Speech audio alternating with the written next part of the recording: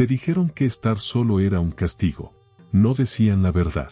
Y si precisamente eso que has estado evitando, el aislamiento, los espacios vacíos, el silencio que te arrastra como una sombra, no es tu desgracia, sino tu horno? ¿Y si estar solo no es una herida que curar, sino una herramienta que nunca te enseñaron a usar? Nicolás Maquiavelo observó a los hombres ascender y caer durante años en la Italia del Renacimiento. Examinó a gobernantes que dirigían ejércitos y a comerciantes que construían reinos. Y vio algo que la gente no comenta. Los hombres que mantuvieron su influencia por más tiempo no fueron los que estuvieron rodeados de compañeros. Fueron los que supieron estar solos sin que esto los destrozara. Hay un propósito por el que la cultura quiere que estés conectado con el colectivo. Hay un propósito por el que te enseñan que el aislamiento es arriesgado, que necesitas comunidad, que necesitas afirmación, que necesitas encajar, porque una persona que puede permanecer sola no puede ser dirigida. Si estas ideas te conectan, necesitas formar parte de esta comunidad. No te quedes solo observando desde la barrera, suscríbete ahora y únete a quienes eligen ver las cosas de otra manera. Hoy les mostraré lo que Maquiavelo, Schopenhauer y Nietzsche comprendieron sobre la soledad. Realidades tan amenazantes que han permanecido ocultas bajo siglos de entrenamiento social. Descubrirán por qué la multitud teme a la persona que camina sola. Comprenderán la estructura planificada de la separación. Y, finalmente, verán su soledad no como una carencia, sino como un beneficio tan profundo que la mayoría de las personas nunca estarán mentalmente preparadas para alcanzarlo. Pero esta comprensión tiene un precio. Una vez que comprendan lo que voy a compartir, no podrán volver a la cómoda falacia de que los vínculos siempre son positivos y la soledad siempre negativa. Comencemos. En la Ley 18 de las 48 leyes del poder, Robert Greene ofrece una de las ideas más contradictorias jamás escritas. No construyas fortalezas para protegerte. La separación es arriesgada. A primera vista, esto parece contradecir todo lo que acabo de afirmar, pero obsérvelo con más atención. Greene no advierte contra la soledad. Advierte contra la separación impulsada por el miedo. La fortaleza construida desde la fragilidad, no desde el poder. Hay una diferencia que separa a los reyes de quienes tienen miedo, retirada planificada versus huida temerosa. Cuando un gobernante construye barreras por temor a sus enemigos, esas barreras se convierten en su tumba. La historia está llena de casos similares. Luis XVI se retiró a Versalles mientras Francia sufría. Se rodeó de aduladores. Se desconectó de la verdad de su reino. Y cuando la multitud finalmente llegó, esas barreras doradas no pudieron protegerlo. Pero existe otro tipo de separación, la que practicó Marco Aurelio, quien escribió sus meditaciones solo en una tienda del ejército, rodeado de conflicto y agonía. El tipo de escritura que practicaba el propio Nicolás Maquiavelo, quien escribió El Príncipe en el destierro, expulsado de Florencia, atormentado por los Médici, despojado de todo lo que había creado. No evadía el mundo, refinaba todo lo que comprendía para convertirlo en un arma. Maquiavelo escribió desde la separación, pero no desde el miedo. Escribió desde la ira, desde la comprensión, desde un lugar donde ya no le quedaba nada que sacrificar y, por lo tanto, nada que distorsionara su visión. Esa es la distinción. El hombre frágil construye una fortaleza para huir del mundo. El hombre poderoso construye un taller para comprenderlo. Pregúntate, ¿cuál estás construyendo tú? Te han enseñado desde la infancia a temer la soledad. Piénsalo. Todos los cuentos infantiles castigan al solitario. El lobo está solo y, por lo tanto, es malvado. La oveja que se aleja del rebaño es consumida. El campeón siempre está rodeado de camaradas, ayudantes, una compañía. Estar solo se muestra como el destino de los malvados y los perjudicados. Esto no es casualidad. Las sociedades funcionan con base en la obediencia. Las economías funcionan con base en el gasto. Ambas exigen que te importe mucho lo que los demás creen. Ambas exigen que busques la aprobación externa. Ambas exigen que tengas miedo de apartarte del grupo. Si te sientes cómodo solo, dejas de comprar cosas para sorprender a la gente. Dejas de actuar para ser aceptado. Dejas de ser una pieza útil en el mecanismo de los negocios y las mediciones sin fin. Arthur Schopenhauer, el pensador alemán del siglo XIX, vio esto hace siglos. Escribió que la persona que realmente disfruta de estar sola tiene algo poco común, un yo que se basta a sí mismo. Pero la sociedad no puede permitir eso. Una persona autosuficiente es un problema económico, una irregularidad emocional, un peligro para el sistema de necesidad creada que mantiene a la gente siempre hambrienta de lo que otros dan. Así que te etiquetan como enfermo. Lo llaman nerviosismo social. Lo llaman problemas de vinculación. Lo llaman carácter evasivo. Crean términos clínicos para lo que podría ser simplemente una mente que no necesita la excitación constante del rebaño. No estoy ignorando el dolor mental real, pero te pido que dudes si parte de tu soledad es dolor verdadero o desgracia creada. La pregunta no es por qué estoy solo. La pregunta es quién gana cuando creo que estar solo es incorrecto. Esto es lo que los planificadores entendieron que la gente común nunca comprenderá. Estar solo es el punto de partida de un nuevo pensamiento. Nietzsche ascendió solo a los Alpes suizos. Caminó durante horas en silencio, con la mente ardiendo de ideas que transformarían la filosofía. Así habló Zaratustra. No se escribió en un salón rodeado de pensadores. Se escribió en una separación tan profunda que la mayoría de la gente habría caído en la locura. Pero Nietzsche no cayó. Se elevó por encima. Escribió: cuanto más alto volamos, más pequeños parecemos a quienes no pueden volar. Esto no es orgullo, es un hecho. Cuando empiezas a pensar en ideas nuevas, ideas que no provienen del grupo, que no son aprobadas por consenso, te vuelves invisible para quienes solo pueden ver a través de la visión compartida. Y este es tu beneficio. Cuando pasas tiempo solo, verdaderamente solo sin distracciones, algo empieza a ocurrir. Tu mente deja de repetir las opiniones de los demás. Tus ideas dejan de ser respuestas automáticas al sonido. Empiezas a escuchar tu propia voz, quizá por primera vez desde que eras joven. Anthony Storr, en su estudio sobre la grandeza creativa, registró este suceso una y otra vez. Newton, solo en cuarentena, creando matemáticas. Darwin, solo en su propiedad durante siglos, forjando la teoría de la evolución. Kafka, solo en su habitación por la noche, escribiendo algo que perturbaría el siglo XX. No crearon a pesar de su soledad, crearon gracias a ella. La multitud no crea nada nuevo. La multitud usa. La multitud responde. La multitud toma, repite y se debilita. La creación es un acto solitario. Si estás solo ahora mismo, estás en el lugar del creador ante la pintura. La pregunta es si usarás esa pintura o seguirás lamentando la falta de espectadores que solo te distraerían de tu tarea. Maquiavelo notó un tipo particular de gobernante que siempre fracasaba, el que requería demasiados aliados. Un gobernante que no puede mantenerse solo se vuelve cautivo de aquellos en quienes confía. Sus alianzas no son decisiones, son requisitos y todos a su alrededor lo saben. Cuando las personas sienten que las necesitas, algo cambia en el equilibrio de influencia. Empiezan a tomar libertades. Empiezan a poner a prueba los límites. Empiezan a tratarte como una opción en lugar de una preocupación principal porque saben que no puedes irte. Esto se relaciona con las amistades, las conexiones amorosas, las asociaciones laborales. La persona que le aterroriza estar sola permitirá faltas de respeto que nunca debería tolerar. Permanecerá en relaciones que la perjudican. Mantendrá amistades con personas que apenas ocultan su antipatía. Aceptará malos acuerdos, se reirá de los chistes que las ofenden y se distorsionará en formas hechas para complacer a quien esté cerca. Todo porque la otra opción, estar solo, se siente como morir. Pero aquí está la verdad que te liberará. La capacidad de estar solo es la base de todo vínculo fuerte. Cuando puedes alejarte, cuando realmente no necesitas a alguien, tus relaciones cambian. Dejas de hablar por debilidad. Dejas de aceptar migajas. Empiezas a relacionarte desde la plenitud en lugar de la necesidad. Sorprendentemente, esto hace que la gente te desee más.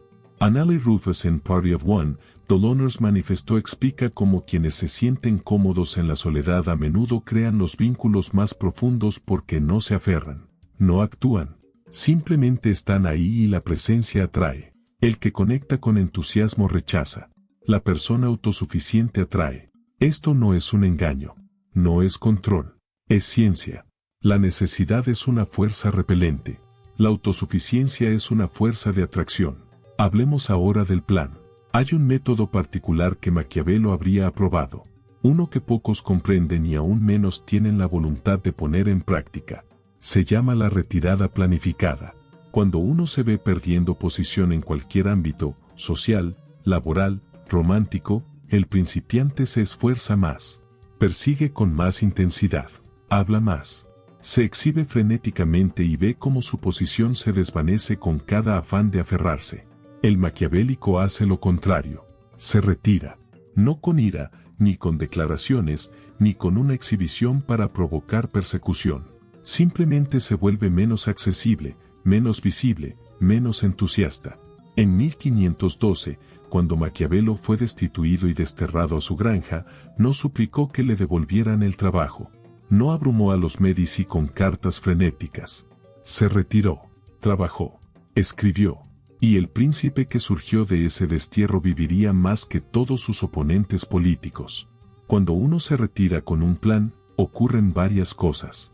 Primero, recupera su enfoque. La energía que perdías hacia quienes no te valoraban ahora regresa a ti. Esto por sí solo está cambiando. En segundo lugar, abres espacio para tu perspectiva. Cuando estás enredado con la gente, no puedes verla con claridad. El espacio brinda comprensión que la cercanía bloquea. En tercer lugar, activas algo antiguo en la mente humana. La gente valora lo limitado. Cuando te retiras sin ira, sin razón, obligas a los demás a enfrentarse a lo que podrían haber asumido. Pero esto solo funciona si tu retirada es real. Si miras tu teléfono en secreto esperando su respuesta, no te estás retirando. Estás realizando la retirada mientras permaneces mentalmente atrapado.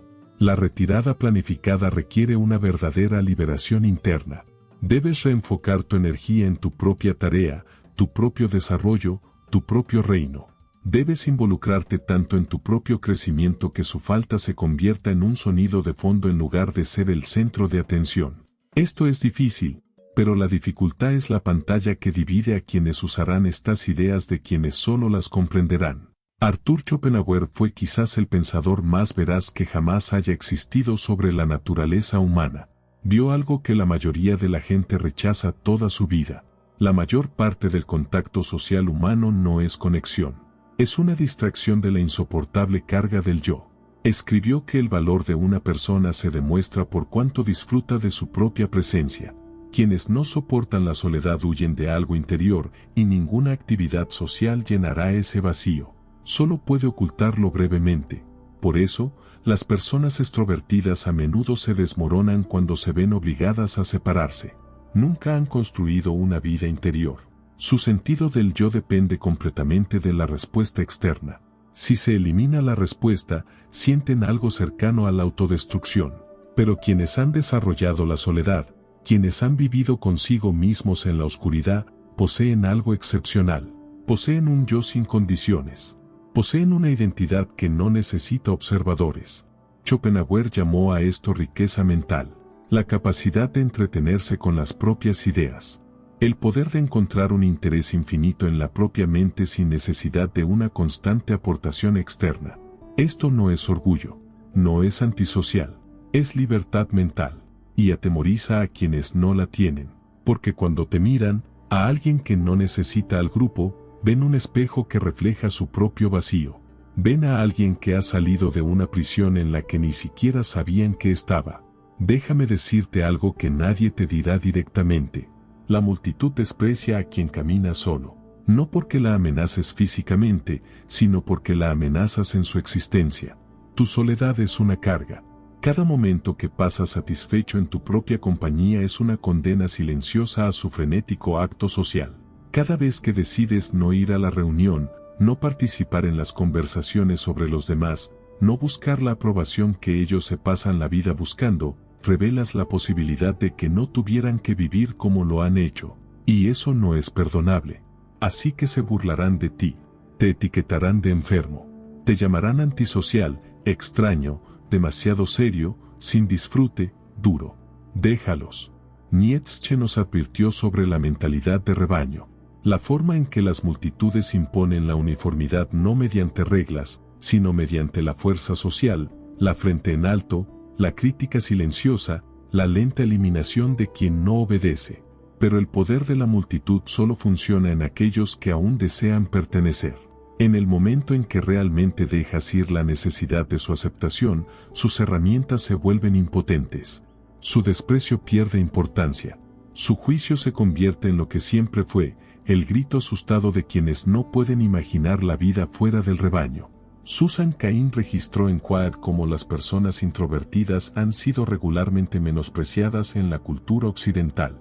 El ideal extrovertido, sociable, hablador, ávido de atención, se ha presentado como la salud misma. Mientras tanto, los reflexivos, los tranquilos y los solitarios son tratados como versiones dañadas de la personalidad correcta. Esto es persuasión cultural, no verdad mental. Algunos de los mayores logros de la historia de la humanidad surgieron de mentes que necesitaban estar solas. Einstein forjó la relatividad solo en un taller de patentes. Wittgenstein se retiró a una cabaña en Noruega. Emily Dickinson apenas salió de su habitación e hizo poesía que sobreviviría a imperios. La multitud crea sonido. La persona crea un impacto duradero. Elige cuál quiere ser. Ahora llegamos al método central, lo que llamo la transformación. Se trata del proceso de transformar la soledad en el oro del autogobierno. La mayoría de las personas nunca completan este cambio porque están demasiado ocupadas tratando su soledad con distracciones baratas. Se desplazan, deslizan, se ahogan, llenan cada momento de silencio de ruido porque no pueden afrontar lo que el silencio les ofrece. Pero sigues aquí, lo que significa que podrías estar listo. El primer paso de la transformación es el reconocimiento. Debes dejar de etiquetar tu soledad como una enfermedad. Deja de tratarla como un problema que solucionar o una enfermedad que sanar. Tu soledad no es una señal, es una sustancia fundamental. Cada hora que pasa solo es una hora libre de las opiniones, esperanzas y conjeturas de los demás. Esto es muy poco común. La mayoría de las personas viven toda su vida sin experimentar un solo día de verdadera libertad mental. Sus ideas son prestadas. Sus gustos son producidos. Su identidad es una mezcla de influencias que nunca revisaron. Pero tú, en tu separación, tienes acceso a algo que ellos no tienen, una relación directa con tu propia mente. El segundo paso es excavar. Al estar solo, sin la distracción de la interacción social, empiezas a encontrar partes de ti mismo que has estado evitando, miedos que reprimiste, deseos que rechazaste, sombras que actuaste como si no existieran. Aquí es donde la mayoría de la gente se refugia en el ruido. Excavar es doloroso. Encuentras cosas enterradas en tu interior que no quieres afrontar. Pero Maquiavelo comprendió que el líder que desconoce sus propios defectos se verá arruinado por ellos. El autoconocimiento no es una elección, es un requisito planificado. Y el autoconocimiento solo está disponible para quienes están dispuestos a sentarse en la oscuridad el tiempo suficiente para ver qué hay ahí. El tercer paso es la combinación. Tomas lo que encuentras, los miedos, las heridas, los deseos vergonzosos, la furia no admitida, y lo incorporas a tu identidad consciente. Dejas de fingir ser solo luz. Aceptas la oscuridad y, por lo tanto, adquieres poder sobre ella. Carl Jung denominó este trabajo de sombra, pero Maquiavelo lo hacía siglos antes de que la psicología le diera nombre. Combinó las partes despiadadas de la naturaleza humana que la sociedad educada no tiene, y, al aceptarlas, pudo usarlas en lugar de dejarse guiar por ellas. El cuarto paso es construir. Tras haber despejado los restos del entrenamiento, desenterrado y combinado tu yo oculto, ahora tienes algo que la mayoría de la gente nunca posee, una base. Desde esta base, puedes construir con un propósito, no según la esperanza social, la presión del grupo ni lo que genere mayor aprobación. Construye según tu propio diseño. Esto es lo que significa autogobernarse. Un soberano no es alguien que manda a otros. Un soberano es alguien que se manda a sí mismo. Su reino es interno. Su sede de poder es mental y ninguna situación externa puede realmente derrocarlo porque su poder no depende de las condiciones externas. Esto es lo que tu soledad puede darte si estás dispuesto a aceptarlo. Permítanme mostrarles esta transformación en acción a través de la historia. En 1302, Dante Alighieri fue desterrado de Florencia, expulsado bajo amenaza de muerte si alguna vez regresaba.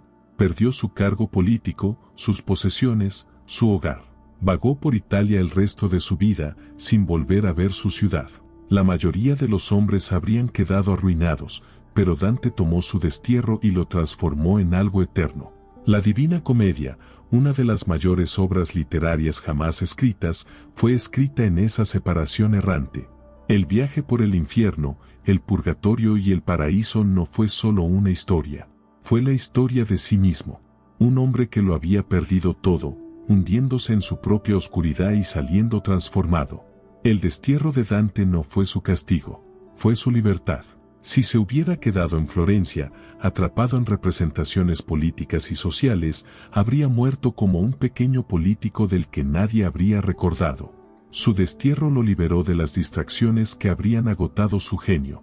Consideremos también a Séneca, el pensador estoico y consejero del emperador Nerón.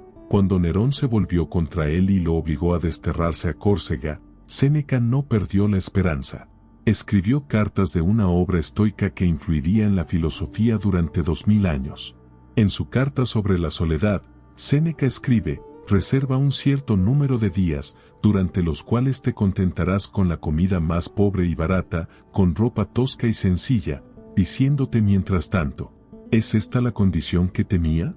No temía la separación. La practicaba a propósito porque comprendía que la dependencia de las situaciones externas, ya fueran sociales, físicas o emocionales, era la verdadera prisión. Un ejemplo más. En 1845, Henry David Thoreau se retiró a una cabaña en Walden Pond. Vivió solo durante 2 años, con el propósito de simplificar su existencia para encontrar lo necesario. Lo que surgió de esa soledad no fue solo un libro. Fue una filosofía de oposición.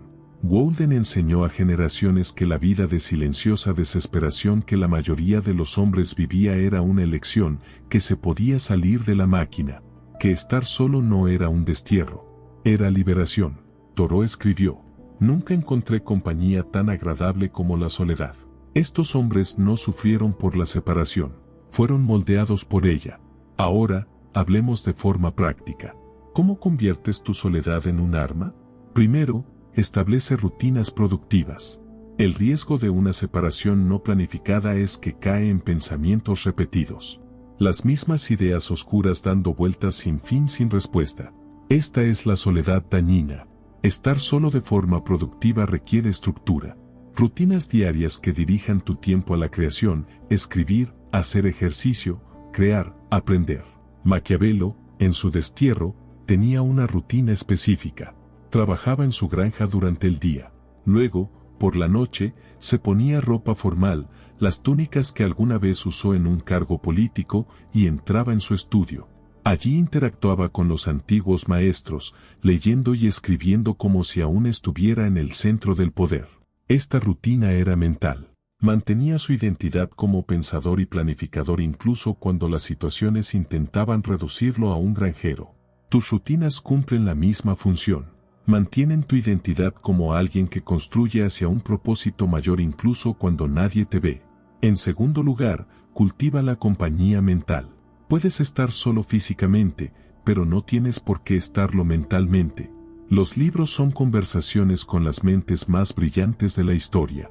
Cuando lees a Maquiavelo, Marco Aurelio o Schopenhauer, conversas con intelectos que captaron lo que experimentas. Esto no es un intercambio por vínculos humanos.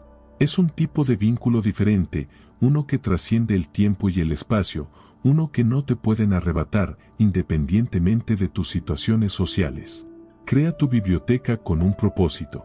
Elige escritores que te pongan a prueba. Interactúa con ideas que te impulsen a pensar en lugar de solo usar. En tercer lugar, demuestra tu progreso.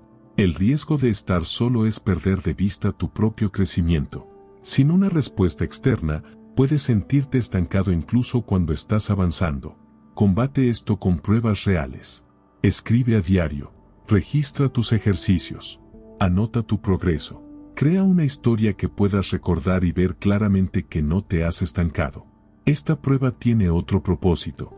Cuando finalmente vuelvas a socializar, y lo harás, tendrás algo que mostrar de tu tiempo en la oscuridad. No razones ni justificaciones, sino resultados. En cuarto lugar, practica la reaparición planificada. Estar solo es una etapa, no un estado permanente. La persona religiosa que se retira a la montaña finalmente regresa al valle. Cuando reaparezcas, hazlo con un plan, no buscando desesperadamente conectar, sino aportando algo valioso. La perspectiva que adquiriste, las habilidades que desarrollaste, la claridad que adquiriste. La gente percibirá que eres diferente. Sentirán el peso que llevas. La soledad habrá cambiado tu presencia de maneras que quizá no comprendas del todo, pero que sin duda notarán. Esto es lo que nunca te enseñarán en ningún libro de superación personal, ninguna sesión de terapia, ninguna clase de habilidades sociales. Hay personas que están destinadas a caminar solas. No siempre, no totalmente, pero básicamente. No están rotas, no están dañadas. No les falta algo que otros sí tienen. Simplemente están hechas para entornos diferentes. La forma en que algunas criaturas prosperan en el frío ártico que mataría a otras. La forma en que algunas plantas crecen en condiciones desérticas que marchitarían un árbol del bosque. Tu naturaleza es diferente. Tu configuración interna es diferente. Y ninguna cantidad de forzarte a ti mismo para formar lo extrovertido, lo sociable, lo siempre sociable cambiará ese diseño básico. Schopenhauer escribió que la gente común solo piensa en cómo pasará su tiempo. Una persona de mente intenta usarlo. Tal vez no estés solo. Tal vez simplemente estás usando tu tiempo de manera diferente a aquellos que no pueden soportar estar solos consigo mismos. Esto no significa que la separación siempre sea buena. Existe el retraimiento por enfermedad, el escondite impulsado por el miedo contra el que advertía Maquiavelo. Pero también existe la soledad soberana, la ubicación planificada de quien tiene un trabajo que hacer que la multitud no puede comprender y solo perturbaría. La pregunta que debes responder con sinceridad, ¿cuál es el tuyo? Si te escondes de la vida porque temes el rechazo, esa es una herida que sanar. Pero si estás solo porque has descubierto algo en esa soledad que no se puede encontrar en compañía, entonces no estás enfermo. Estás despertando. Y el mundo te dirá que estás equivocado. El mundo te dirá que la conexión lo es todo y el aislamiento es la muerte. El mundo etiquetará tu preferencia como enferma y tratará tu soledad. Ignóralos. No entienden a qué tienes acceso. No pueden comprender el horno que estás construyendo en tu interior. Están hablando desde su propio terror al silencio. Un terror que ya has comenzado a vencer. ¿Y dónde te deja esto? Estás solo. Quizás ahora mismo, quizás esta noche, quizás mañana. Y en lugar de tratar esa soledad como un problema del que huir, ahora puedes verla como un territorio que explorar, un taller interior donde ponerte a prueba, un horno para moldearte. No estás siendo penalizado. Estás siendo preparado. La soledad que sientes está despojando todo lo que no eras realmente tú. Las identidades falsas, las personalidades fingidas, las opiniones prestadas, todo se está quemando en el fuego de tu separación. Lo que queda es necesario. Y desde esa esencia, construirás algo que no necesita aprobación externa para mantenerse. Algo que no puede ser sacudido por el rechazo ni el abandono. Algo que es tuyo de una manera que nada conectado con la aprobación de los demás puede serlo jamás. Maquiavelo no escribió El Príncipe para ser querido. Lo escribió para ser verdad. Y esa verdad, inquebrantable, incómoda, duradera, sobrevivió a todos los gobernantes y figuras políticas de su tiempo. Tu soledad puede producir lo mismo. No un libro tal vez, pero sí un yo. Un yo tan combinado, tan claro, tan construido a propósito que no se doblega ante cualquier viento social. Ese es el don que se esconde en tu ser. Tómalo. Hay más que quiero mostrarte. Capas de esto que no puedo revelar aquí. Si esto resonó, si algo en ti reconoció estas palabras como algo que ya sabías pero nunca habías escuchado, entiéndelo. Lo que comparto públicamente es solo la superficie. Hay tierras de la mente humana que no puedo discutir abiertamente. Hay planes de poder y autocontrol que serían suprimidos, inutilizados, ocultos por quienes se benefician de mantenerte dormido. Esos existen detrás del botón de unirse. Si sigues aquí al final, no eres como los demás que hicieron clic para irse. Suscríbete si aún no lo has hecho. Pero si quieres acceder a lo que está oculto, haz clic en unirte y accede al nivel de arquitecto. Encontrarás lo que no puedo decir aquí. La mayoría no lo hará. Ese es precisamente el punto. Y al terminar este video, lleva este pensamiento contigo. La próxima vez que estés solo, realmente solo, y ese dolor familiar comience a surgir, detente. Pregúntate, ¿y si esta no es mi sentencia, sino mi preparación? La multitud no puede oír lo que el silencio te enseña, pero tú sí.